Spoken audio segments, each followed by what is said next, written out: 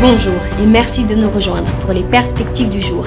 Et nous allons aborder aujourd'hui l'évolution de la paire euro-dollar. Thomas va nous donner ses perspectives depuis notre station de trading. La paire euro-dollar n'a pas bougé lors de la dernière session, l'oscillateur ultime reste dans la zone positive.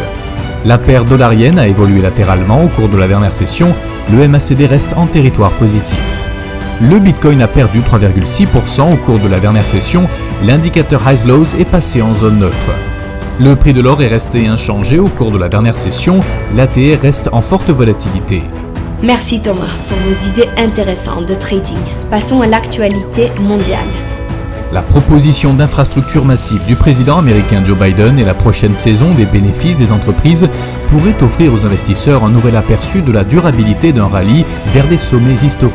Soros, l'homme qui a cassé la Banque d'Angleterre et d'autres investisseurs pariant contre Trainline en ont fait l'une des sociétés les plus vendues à la bourse de Londres.